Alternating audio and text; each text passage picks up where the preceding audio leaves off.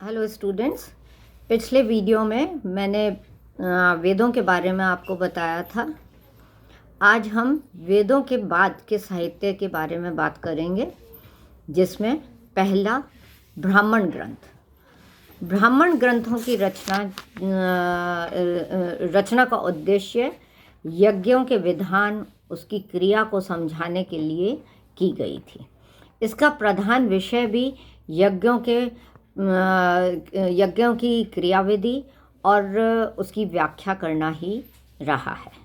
ब्रह्म का अर्थ होता है यज्ञ, यानी कि यज्ञ विषयों का प्रतिपादन करता ग्रंथ ही ब्राह्मण कहलाए गए हैं।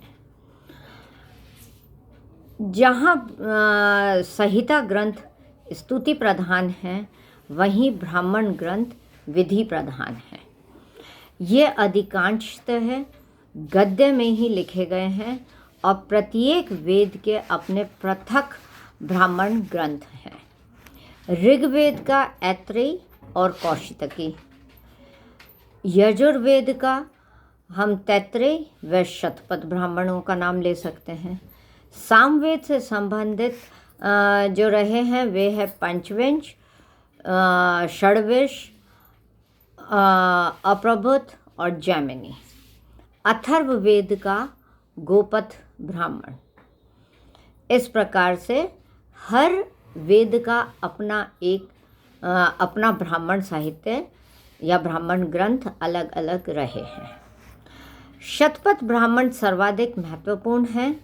इसमें 14 अध्याय दे रखे हैं। परीक्षित के बाद और बिंबिसार के पूर्व का राजनीतिक इतिहास की जानकारी हमारे को शतपथ ब्राह्मण से मिलती है। शतपथ ब्राह्मणों में हमारे को कुरु, पांचाल, कौशल, विंध्य आदि जनपद जो रहे हैं उन राज्यों का भी प्रारंभिक इतिहास हमारे को दिखाई पड़ता है। ब्राह्मण ग्रंथों के पश्चात हम अरण्यक ग्रंथ की बात कर सकते हैं, और अरण्यकों की रचना ब्राह्मण ग्रंथों के बाद में ही की गई थी। ये ब्राह्मण ग्रंथों का अंतिम भाग माना जाता है और अरण्य यानी कि वन में रचित होने के कारण इनको अरण्यक कहा गया है। इसमें यज्ञों के स्थान पर ज्ञान एवं चिंतन को प्रधानता दी गई है। अरण्यक ग्रंथ वानप्रस्थ आश्रम का जो समय होता है, तो वानप्रस्थ के यज्ञों उनके समय में जो आहुति दी जाती थी और कार्य होते थे, उनका वर्णन हमारे को अरण्यक ग्रंथों में मिलता है। इनमें यज्ञों की आध्यात्मिक व्याख्या की गई है और इसी के साथ साथ कर्म एवं ज्ञान का हमारे को समन्वय इसमें देखने को मिलता है। प्रमुख अरण्यक ग्रंथों में हम ऐत्रेय, शाखायन, तैत्रेय, बृहदारण्यक, जैमिनी तथा छांदोग्य, इन अरण्यक ग्रंथों की हम बात कर सकते हैं। अरण्यक के पश्चात उपनिषद ग्रंथ। उपनिषद वैदिक साहित्य का अंतिम भाग उपनिषद माना गया है, इसीलिए इसको वेदांत भी कहा जाता है। उपनिषद में ज्ञान मार्गी रचनाएं संकलित है, जिसका मुख्य विषय ब्रह्म विद्या का प्रतिपादन है। उपनिषद का शाब्दिक अर्थ है उप यानी समीप, नी मीन्स नीचे या निष्ठापूर्वक, और सद मीन्स बैठना, यानी कि ज्ञान की प्राप्ति के लिए या सृष्टि या रहस्य की जानकारी के लिए गुरु के समीप निष्ठापूर्वक बैठ करके ज्ञान को प्राप्त करना ही उपनिषद कहा माना गया है। उपनिषद में मुक्तिको उपनिषद जो है, उसमें 108 उपनिषदों का उल्लेख किया गया है। शंकराचार्य ने केवल 10 उपनिषदों पर ही अपने भाष्य को लिखा है। ये उपनिषद हैं ईश, केन, कट, प्रश्न, मुंडक, मांडुक्य, तैत्रेय, ऐत्रेयी, छांदोग्य और बृहदारण्यक। 3 अन्य प्रमुख उपनिषदों का भी हमारे को नाम मिलता है, जिसमें श्वेताश्वतर, मैत्रायणी और कौशितकी उपनिषद माने गए हैं। काल की दृष्टि से हम उपनिषदों को 3 वर्गों में विभाजित कर सकते हैं। प्रथम वर्ग के उपनिषद जो हैं वो है ऐत्रेयी, तैत्तिरीय, बृहदारण्यक, छांदोग्य तथा केन। ये बुद्ध के पूर्व की रचनाएं हैं और इसमें ब्राह्मण ग्रंथों के ये अंश माने गए हैं। द्वितीय वर्ग में हम कठ, श्वेताश्वतर, ईश, मुंडक और प्रश्न इनको सम्मिलित कर सकते हैं। इसकी रचना प्रथम वर्ग के पश्चात लेकिन बुद्ध के पूर्व की ही मानी गई है। इनमें हमारे को स्वतंत्र ग्रंथ मिलते हैं और ये अधिकांशतः पद्य में ही लिखे गए हैं।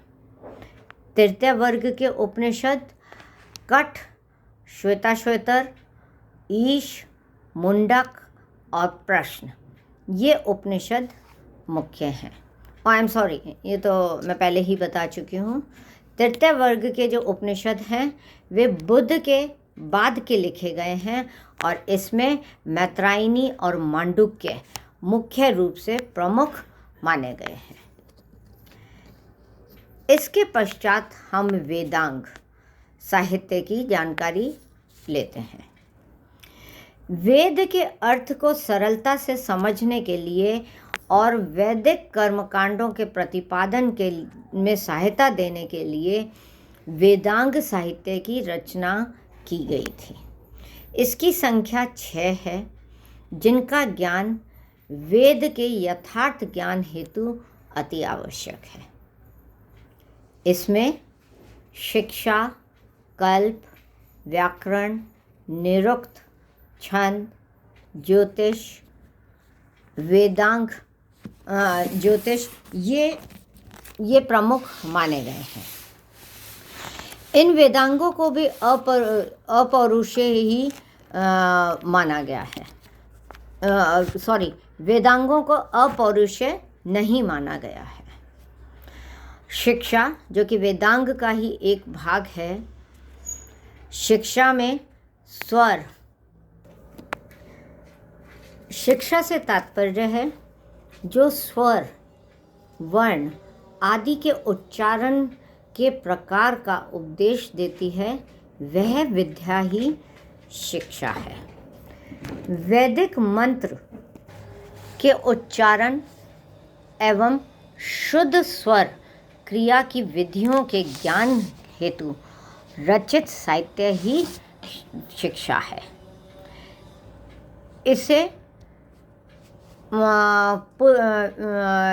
इसे वेद रूपी पुरुष की नाक भी कहा गया है।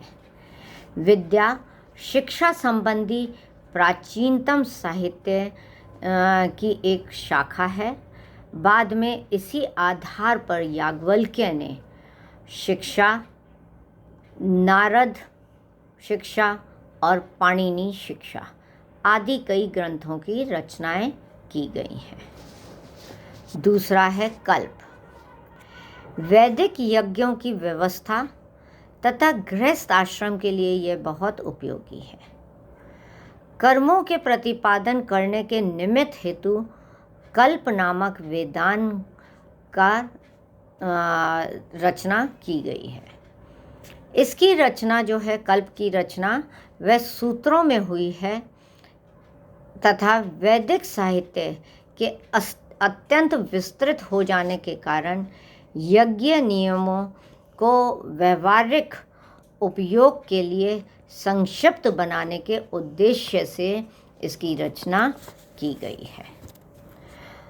कल्प सूत्र मुख्यतः 4 प्रकार के हैं: श्रौत सूत्र, गृह सूत्र, धर्म सूत्र और शुल्ब सूत्र। श्रौत सूत्र यानी कि श्रौत से तात्पर्य है सुनना या श्रुति।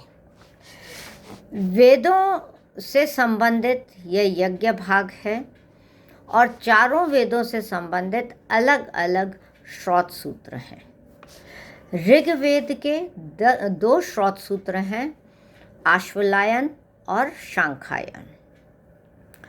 यजुर्वेद के कात्यायन, अपस्तंभ, हिरण्यकेशी, बौद्धायन, भारद्वाज, मानव और वैरवानस। सामवेद के सूत्र हैं लाट्यायन, ध्राह्यायन तथा आर्ष्य। अथर्ववेद से संबंधित श्रौत सूत्र है वैतान।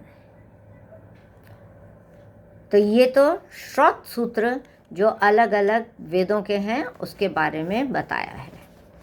नेक्स्ट हम गृह्य सूत्र की बात करते हैं। इसमें गृहस्थ आश्रम से संबंधित धार्मिक अनुष्ठानों तथा कर्तव्य, यानी कि आपके संस्कार, यज्ञ आदि का विस्तृत विवरण दे रखा है।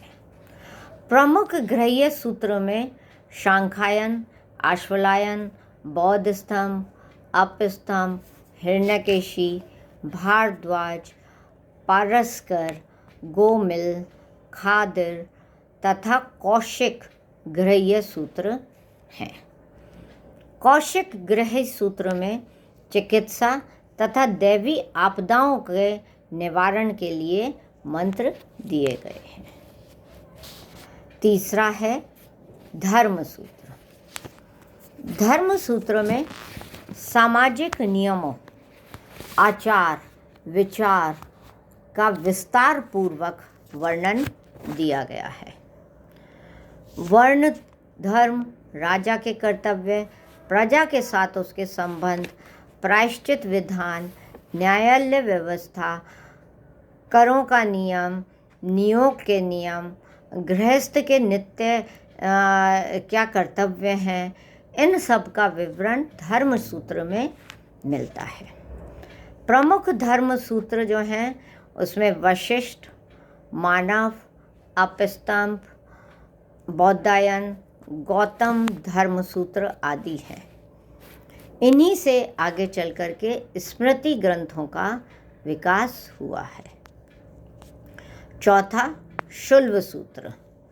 शुल्ब का अर्थ है मापने की डोरी, यानी कि इसमें यज्ञ वेदियों को नापने, उनका स्थान निश्चित करने, चयन करने और निर्माण करने, ये आर्यों की ज्यामिति ज्ञान हमारे को बताती है कि उनको किस प्रकार से ज्यामिति का भी आइडिया था।